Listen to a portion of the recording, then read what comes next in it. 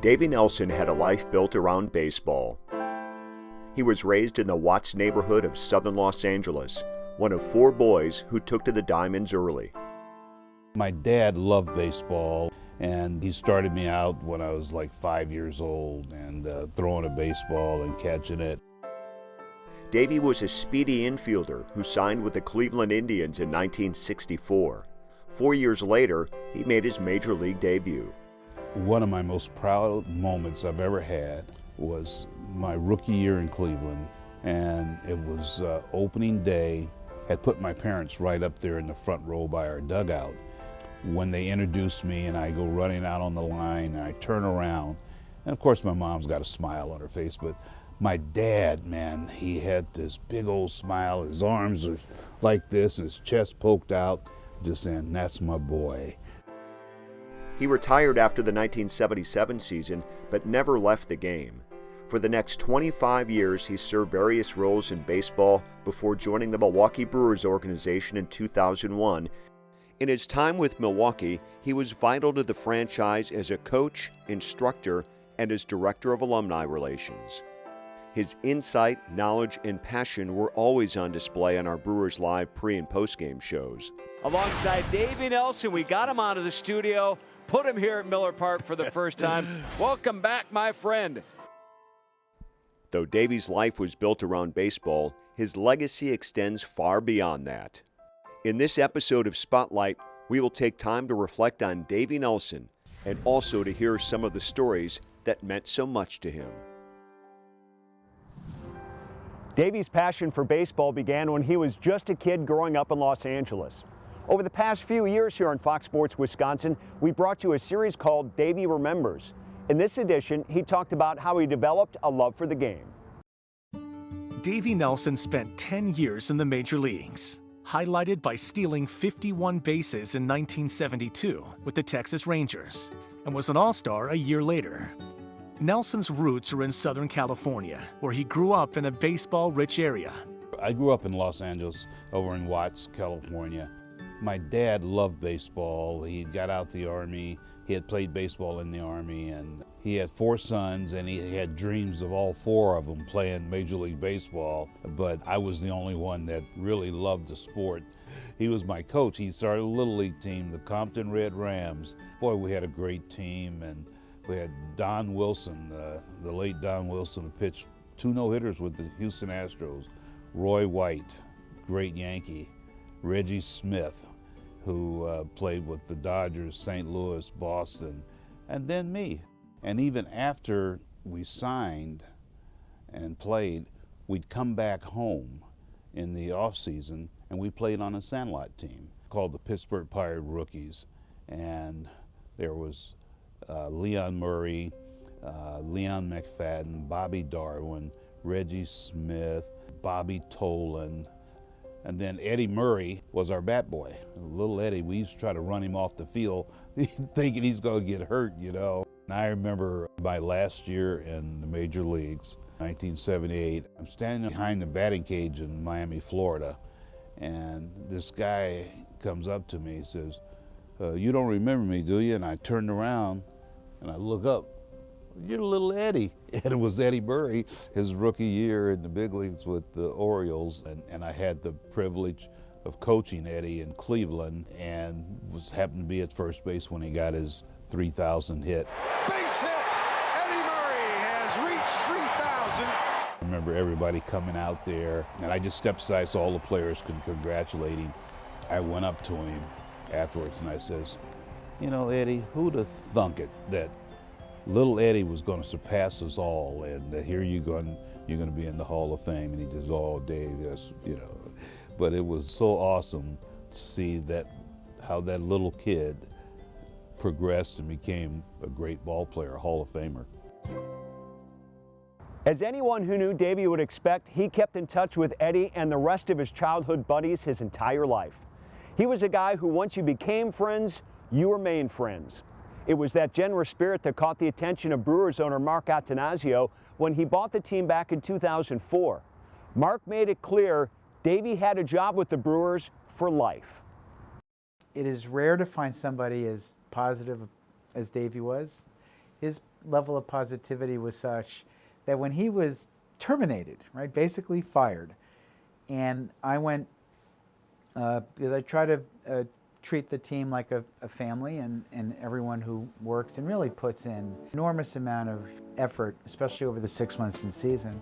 I went to thank him for his efforts, told him I really loved being around him, and best wishes. And I've never had anybody on an exit discussion be so positive as Davey Nelson, to this day, in any of my businesses. And you would have thought I was going down and say, hey, congratulations, you're going to be our first base coach next year, instead of saying, hey, appreciate all the efforts, sorry that they're making some changes. He could not have been more glowing about the team on the field, the coaching staff, Ned Yost, Doug Melvin, the direction the organization was going with, and just how much he appreciated the opportunity. And I thought, this is one of God's good people. And so that sunk in then, and it had sunk in that he was good on the mic, and when Fox was looking to amplify the broadcasts, he was pretty much my first recommendation to try to do something with him. All of a sudden, dropped the old-fashioned hook on him and just kind of buckled him a little bit. It's an Uncle Charlie. No, it was Lord Charles. Lord Charles. Oh, that was royalty, baby. That's a pitch that got me out of baseball and up into the booth, that curveball. The man always had something positive to say, and you always left, whenever you left him, you left feeling better than when you were with him. Davey Nelson's 10-year Major League career had stops in Cleveland, Washington, Texas, and Kansas City. He played for a pair of legendary managers in Ted Williams and Billy Martin. Among many highlights was his 1972 season when he stole 51 bases.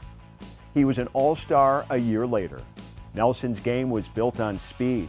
He used that to accomplish the rare feat of becoming one of only 12 Major League players to steal second base, third base, and home in the same inning in the modern era. Davey did it with the Rangers in 1974. I've known Davey probably longer than a lot of other people here, only because I'm, been around so long. But Davey was a heck of a player. We always see him walking around here, rather leisure-like, and at events and golf outings and tournaments and what have you.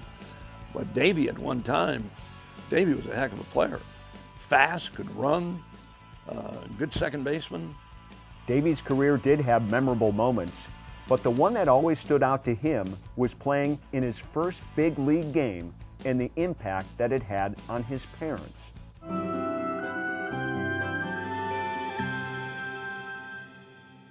Since the first professional pitch was thrown over 100 years ago, baseball has always been a sport of fathers and sons.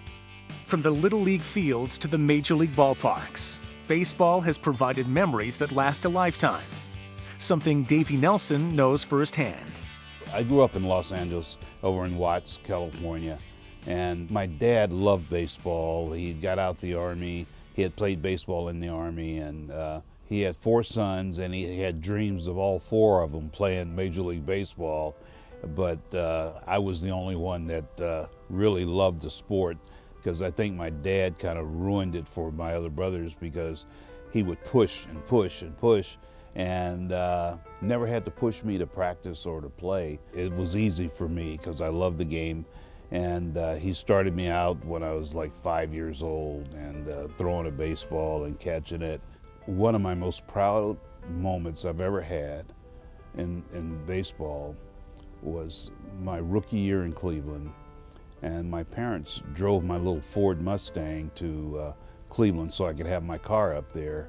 And it was opening day, and they introduced the players, and so I go running out on the field. Had put my parents right up there in the front row by our dugout. When they introduced me, and I go running out on the line, and I turn around, and of course my mom's got a smile on her face, but my dad, man, he had this big old smile. His arms are like this, his chest poked out, just saying, "That's my boy." I just never forget that, because my dad drove a garbage truck, worked for the Department of Sanitation. Come home tired, he'd flop his feet down, and I'd come home, Daddy, come on, you want to pitch to me? He'd, boom, get right up. Not once did he ever ever refuse. And we'd go out and he'd pitch to me and we'd play till dark. And then it got to a point where he knew I loved it so much he installed floodlights. So it was awesome. And you know, it sounds hokey, but believe me, that was my proudest moment in baseball, because I know how hard my dad worked and helped me and how proud he was of me. Family meant everything to Davey, especially his extended baseball family, one that was large in number and two was strong in loyalty. Davey retired after the 1977 season, but never left the game. For the next 25 years, he served various roles in professional baseball, including coaching for the Cleveland Indians from 1992 to 1997, where he used his base running knowledge to help Kenny Lofton lead the American League in stolen bases 5 times. Nelson joined the Brewers organization in 2001, first as a minor league instructor, then as the first base coach for the big club. In 2004, he tutored young outfielder Scott Pisednik, who went on to lead Major League Baseball with 70 stolen bases that year. First of all, Davey picked guys who could really run. I had a lot of coaches come up and tell me the same thing. I never stole a base in my whole life.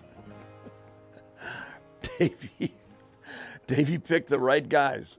I mean, every one of those guys could really run. You know, Davey did it himself. He was there before, so he knew what to do. He allowed me to take a big jump in my base stealing, at least. Up until that point in my career, I had run very little. He really encouraged me to run and to take some risk on the bases and to try to steal some bases. I think I stole 17 bases that year. And then the following year, I went to Arizona and stole like 26 or something like that and had my biggest year base running. So I give Davey a lot of credit, and he kind of pushed me to trust my instincts more than anything. He made technical things sound easy the way he taught it. And when you're a teacher, if you can simplify things for people, people understand them and are able to go out and execute them easier. And I think Davey did a really good job at that. Great coach and a great guy. That's where Davey is a great ambassador to the game. He knew the game of baseball really well, and he knew how to teach it, especially when he got down to the nitty-gritty. You know, taking leads and sliding and outfield play and infield play. That's when you could see that he was in his element. Any player in baseball, you could ask him about anyone, and he wouldn't just tell you a statistic or anything. He had a life story that would make you laugh or make you feel good. We were so blessed here, still are blessed, to have, I feel, the 2 greatest storytellers in the world work for the Milwaukee Brewers. And that's Bob Uecker and Davey Nelson. I've never been around people that can tell stories like they do and leave you laughing and leave you better educated. Davey spent 4 years as the Brewers' first base coach before moving upstairs to the Brewers' Director of Alumni Relations. For the last 12 years, he was my partner on Brewers Live, providing analysis and insight for all of our fans, and having some fun along the way.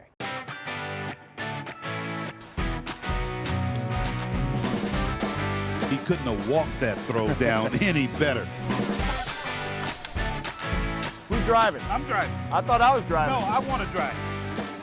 I always refer to him in our fantasy camps as the mayor of Miller Park. And I think maybe that was so true, because everywhere he went, anytime he went, however he went, he was well received. He was very well loved and appreciated. And he just had that special smile about him that when Davey walked up and he gave you that little smile, what else can you say? And you know, the thing about Davey is he might have had an 0 for 4 day, and the next day he'd go, you know what, I'm going to go 3 for 4. And that's just a metaphor. Whether he had a baseball game he was playing, or whether he was a coach for us, or broadcast, or working with the alums, he never let a bad day or a bad situation define him. He was so upbeat, he was positive. He brought that energy to everybody, and I think we were inspired by him. When we work in a baseball organization, it's a very task-oriented business. We're always trying to complete tasks. We're always trying to deal with crises. We're always trying to get things done. and you sometimes lose sight of what's important, and it's relationships with people and how you work with people and how you form partnerships, and those sustain you. It's not fulfilling the actual day-to-day tasks, it's creating relationships. And Davey was the one who sort of brought that back for us and said, listen, we're all going to have things on our desk. It's not going to get all done one day, but you build relationships through human contact. It's not through your phone, it's not through texting, it's meeting people, it's going out and seeing them, it's talking to them. He made you understand, how lucky we are to do what we do every day. He never took that for granted, either putting on a uniform, putting on a tie, doing TV, just being around baseball and being around people and being able to have an impact on people. That's something I'll never forget. That's something I learned from Davey more than anybody. It was not just here in Milwaukee. Like, what always impressed me so much was how many people from the visiting team, whether it was a player, a coach, a manager, would come over to speak to him, to say hello, to share stories, to rib each other. Like, to me, that's the ultimate sign of respect, is not only that, like, people in Milwaukee felt that way about him and the people here that worked with him every day, but people from all across baseball sought him out, to connect for just a little bit or check in with him, say hello, and he was just excited to see them. Davey used his baseball notoriety to champion many other causes that were dear to his heart. He used that in his celebrity golf tournament to raise money for Open Arms Home for Children, a nonprofit organization that provides homes to orphan children affected by the AIDS pandemic in South Africa. Davey is one of the founding fathers of the orphanage and will soon have a new building named in his honor. You get to this orphanage and everybody gets out of this van. It's Davey, my wife, my two boys. We get out of the van. Half of the group goes and swarms around Davey, all yelling, "Uncle Davey's here, Uncle Davey's here." The rest of them, each of them, probably 4 or 5, picked me, my wife, my 2 kids, surrounded us and said, "Come on, we're going to go show you around. We're going to," and so these kids here, they're at this orphanage. We were the ones that were adopted. They made it very clear that they were going to entertain us. They were going to enrich our lives. We got there expecting this to be a really hard, emotional experience. It was incredible. And seeing how much they loved Davey and how much Davey loved them and how important that place was to him, it became equally important to us. There's no greater honor that we could give Davey than being committed to the continued success and growth of that place. He literally loved Open Arms. He loved the kids. We were supposed to go back with him this February and he couldn't make the trip. And Kay, my wife, and some kids went down there, and we aren't on the premises for 2 minutes. "Where's Uncle Davey? When's Uncle Davey?" The kids would swarm around us and want to know, "Where's Uncle Davey? When's he going to be here? I heard he was sick. Do you know when he's going to be able to come down here? We want to see him." And so I don't think anything says it better than that. Those kids loved him as much as he loved them. Dave is a selfless guy. A facility that comfortably houses 65 kids and could do more, but they're very particular about having enough in terms of the staff and the ability to interact with every kid, because that's their family. And I think that's what Dave loved. That was those kids' family, and Dave was a big part of that.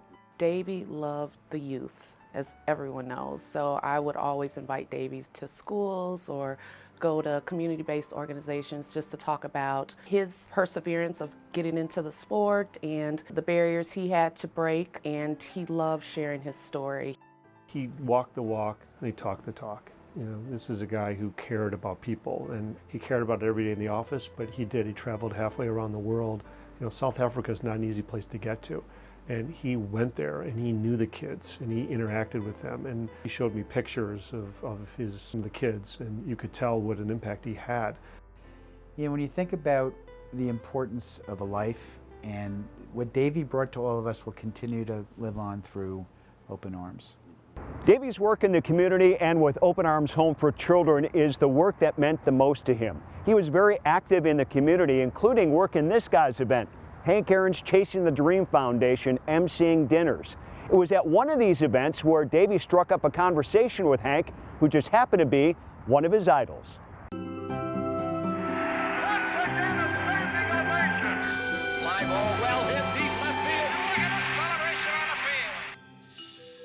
Hank Aaron is one of the greatest sluggers in baseball history.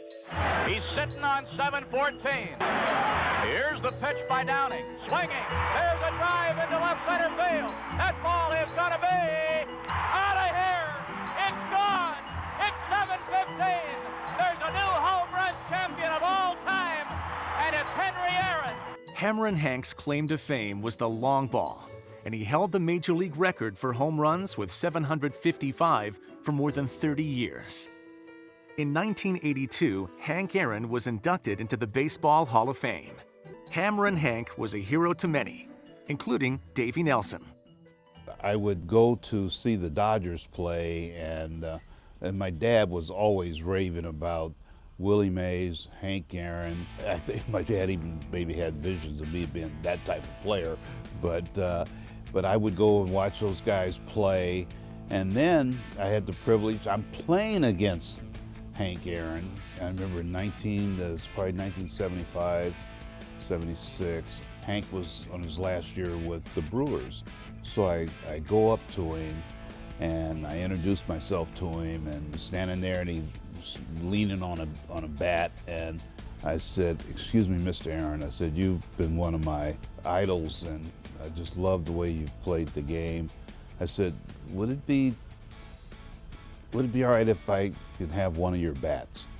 And I'm thinking he's going to say, "Come on, kid, get out of here," you know. But he called the bat boy over and said, "Hey, go in and grab a bat," one of my bats, and a brand new bat. He gave it to me. At that time, when he gave it to me, I mean, I was too nervous to ask him to sign it. You know, here I am in the big leagues, and I'm nervous so I ended up keeping the bat. I was MC for 2 of his Chasing the Dream Foundation dinners. And so I brought the bat, and I said, "Hank, I know you don't remember giving me that bat." He says, "Dave, be honest, I gave a few bats away, but," he says, "I remember you as a player, though, and you were fast and the whole bit." I said, "Yeah." I said, "But I can't tell you how much I appreciate you giving me that bat," and asked Hank to sign it. And he says, "Oh, sure, Dave." And, you know, he signed the bat, and it's one of my prized possessions that I have. The fact that Davey made such an impact on Hank Aaron just shows you how he would impact anyone he came across. He continued to do that all the way to the end. We laughed. As a matter of fact, the people that run the hospice center, they came in, they wanted to know what was going on because it was so loud with laughing. And then people from the kitchen came in. It was really great. I walked out of an hour visit with Davey, absolutely marveling at how he carried on a conversation, how he laughed, how he had these great stories about his baseball career and managers that he played for and how they handled situations. I came away from that conversation a completely better person. I mean, from understanding the grace and dignity that a person could handle that situation with, to just learning something about my job that I was going to do that night, which is the last thing I was expecting walking into, going to see Davey on a Saturday afternoon. So much of the world now is built around the misery loves company philosophy. And Davey just didn't accept that. Even if he was maybe having a bad day, first of all, you wouldn't know that. But if you were having a good day and you had a good thing to tell him about your family or something at work, you could see that brightened his day. You don't see that a lot anymore, and I love Davey for that. I think that's the best possible thing you could ever be, is someone that everyone else wants to be around, and someone that you make everyone else around you feel better and feel loved and supported and encouraged. And I think he did that for so many people. I never once spent an off season with him until last winter. We were already best of friends, but I got to know him in a different light. one cast dark by cancer. For Davey, he never once let a day turn into night. No matter what news he received, it was always a sunny day. His mood never negative, always positive. For his final 8 months, we reminisced a little, dreamed a little, and cried a little. Sometimes it's difficult to capture what a person means in your life until they're gone. I'm hoping this poem I wrote will help.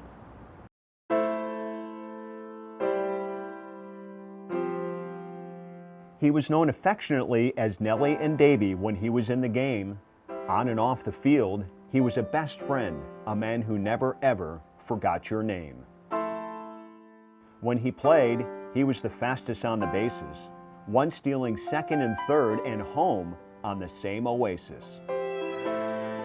Of course he wanted to run. His idol was Jackie Robinson, the man who crossed the barrier, setting the tone for a guy named Davey Nelson. To make it to the bigs, he had to beat Ryan and Palmer. He was an all-rookie with bench. He played against Yaz and was managed by Ted. His most famous teammate was a guy named George Brett. He coached Lofton and Seaver and marveled at Aaron and Mays. Oh my, Davey, those were the days. His heart was overwhelmingly large, so his calling went to the kids. An orphanage halfway across the world. Open arms, and he did. A man is never alone who has friends, and this man was never unattended. He was a people magnet, a companion to thousands. He's been called godfather, uncle, dad, and brother. He truly was like no other. Nice and easy. Another bank, hit in the hole. Oh, my goodness.